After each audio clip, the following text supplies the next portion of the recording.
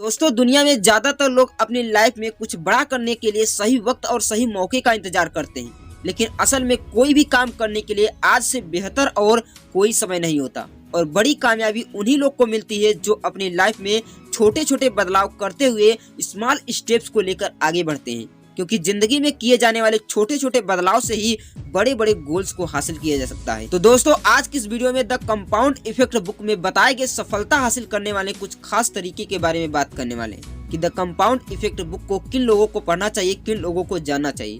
वे लोग जो हार के लिए दूसरों को दोष देते हैं, वे लोग जो अपनी सीमाओं को बढ़ाना चाहते हैं, वे लोग जो अपनी आदतों को बदलना चाहते हैं। द कंपाउंड इफेक्ट बुक में आप सीखने वाले हैं कि सफलता हासिल करने के लिए आदतें बनाना क्यों जरूरी है, किस तरह से अच्छी आदतों को अपनाकर और अच्छे लोगों के साथ रहकर रोज थोड़ा थोड़ा कुछ नया सीखकर अपनी मंजिल को पा सकते हैं, और अपनी सीमाओं को बढ़ाने से आप किस तरह से आसानी से कामयाबी को हासिल कर सकते हैं। तो चलिए इसको एक उदाहरण के माध्यम से जानने की कोशिश करते हैं। दोस्तों, इस वीडियो को अंत तक जरूर देखिएगा, तभी आपको इस किताब में बताए गए रहस्य के बारे में पता चलेगा। रोहन और सोहन नाम के दो दोस्त थे जो एक ही शहर में रहा करते थे। इन दोनों ने एक ही स्कूल और एक ही कॉलेज में पढ़ाई पूरी की और दोनों की ग्रेजुएशन एजुकेशन भी सेम थी। इसके अलावा दोनों का बिजनेस और इनकम भी सेम था। दोनों को भी जो अपने लाइफ में आगे बढ़ना था और समय के साथ चलना था, लेकिन इन दोनों दोस्तों में रोहन को जिंदगी में छोटे छोटे बदलाव करने के महत्व को अच्छी तरह से जानता था और समझता था। इसलिए उसने अपने लाइफ में बहुत छोटे छोटे और बेहद मामूली से नजर आने वाले चेंजेस किए। दरअसल उसने सुबह न्यूज़पेपर पढ़ने के बजाय उसने किसी अच्छी किताब के 10 पेज पढ़ना शुरू कर दिया। वह रोज सुबह ऑफिस जाते समय रास्ते में म्यूजिक सुनने के बजाय वह इम्प्रेशनल किताबों की ऑडियो बुक सुनने लगा। इसके अलावा उसने अपने वजन को कम करने के लिए अपनी रोज की डाइट में 125 कैलोरीज को कम कर दिया, यानी वो पहले से थोड़ा कम खाने लगा।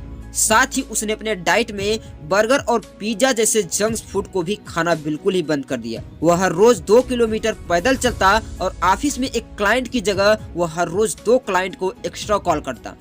दोस्तों, ये कुछ इतने छोटे छोटे बदलाव थे जिनको ज्यादातर लोग नोटिस भी नहीं करते।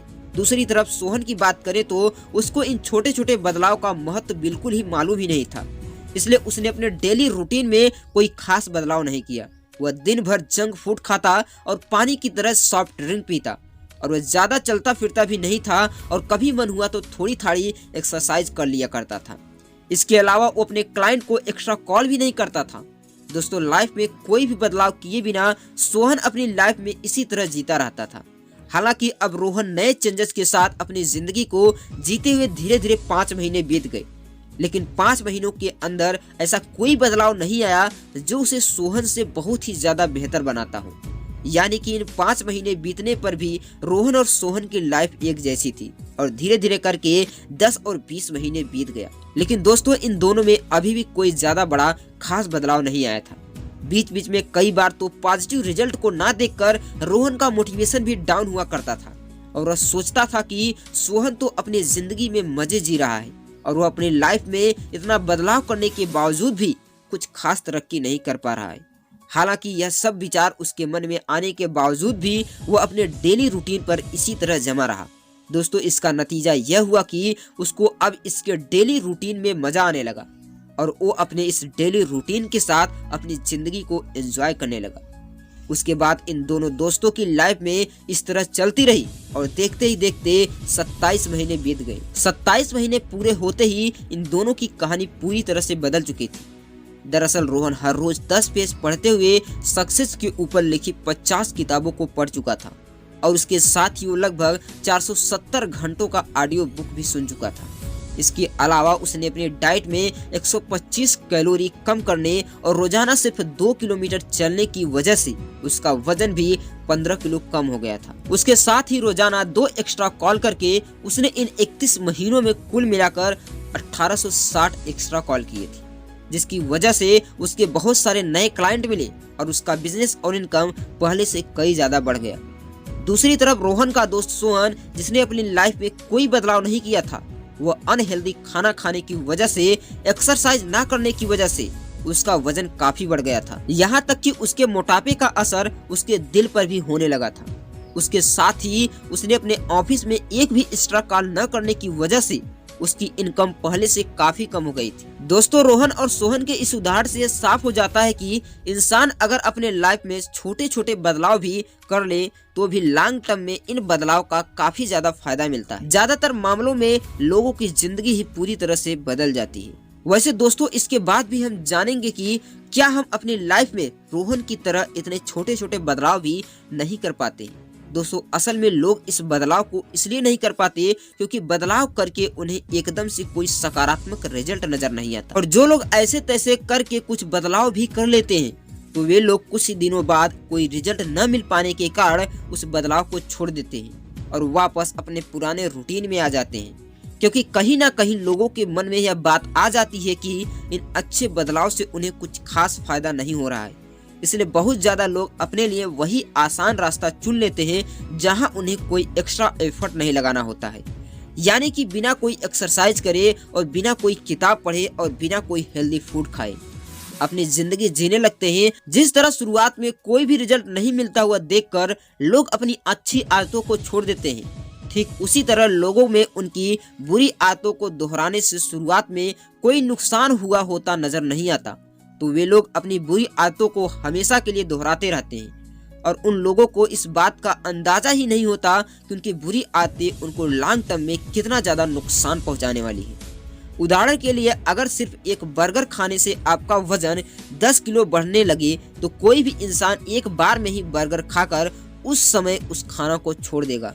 लेकिन समस्या यह है कि एक बर्गर खाने से अचानक हमारा वजन नहीं बढ़ता, बल्कि इसका असर लोगों पर कंपाउंडेड इफेक्ट की तरह काम करता है। कुछ सालों बाद यह दिखना शुरू हो जाता है और तब तक लोगों को यह समझ आए रोजाना बर्गर खाने से उनका वजन बढ़ रहा है, तब तक मामला उनके हाथों से निकल चुका होता है। दोस्तों, ठीक उसी तरह से लोगों को एक सिगरेट पीने से लोगों को सांस लेने में दिक्कतें होने लगे, यकीनन कोई भी व्यक्ति उसके बाद कभी सिगरेट नहीं पिएगा।